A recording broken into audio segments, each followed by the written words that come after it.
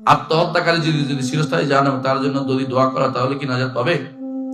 আত্মহত্যাকারী দুই রকম, মনে রাখবেন। আত্মহত্যাকারী নিঃসন্দেহে মহাশাস্তির অধিকারী হবে, শাস্তি পাবে সে। কিন্তু দুই রকম আছে। একটা যদি কোনো আল্লাহর উপর অভিমান করে মরে যায়, তাহলে সে ব্যক্তি চিরস্থায়ী জাহান্নামে। কথা বলছেন কি? ইমান নাই যে জন্য। আল্লাহর উপরে যদি কোনো নিরাশ হয়ে মারা যায়, সে ব্যক্তি চিরস্থায়ী জাহান্নামে। কিন্তু কখনো কখনো বাপের উপরে, ভাইয়ের উপরে, বউর উপরে, অথবা বউ স্বামীর উপরে রাগ করে মরে গেছে, যে মরে যাবো, মনে নাই, আল্লাহর কথাটা ভুলে গেছে, আল্লাহর আযাবের কথা ভুলে গেছে, এই ব্যক্তি চিরস্থায়ী জাহান্নামী না, তবে সে কঠিন শাস্তির অধিকারী। এই জন্য আপনি তো জানেন না, যেটা দিয়ে আত্মহত্যা করছে এটা দিয়ে তার শাস্তি হতেই থাকবে। আপনি তো জানেন না কে কি হিসেবে মারা গেছে, আমি যা বলতে পারি না। এই জন্য আপনি দুনিয়ার বুকে তাকে সাধারণ মানুষ দিয়ে জানাজা দিয়ে তাকে কবরে দিয়ে দিবেন, আর দোয়া করবেন সবসময়, আল্লাহ যদি ঈমান থাকে তাকে আল্লাহ তুমি ক্ষমা করে দাও।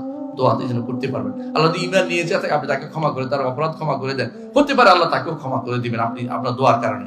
দোয়া করলে আপনারও লাভ, তারও লাভ, তার তো লাভবান হবে, আপনারও ফেরেশতা বলবে আল্লাহ আপনার ওরও যেন এরকম হয়। এই জন্য দোয়া করবেন, দোয়া বন্ধ করবেন না।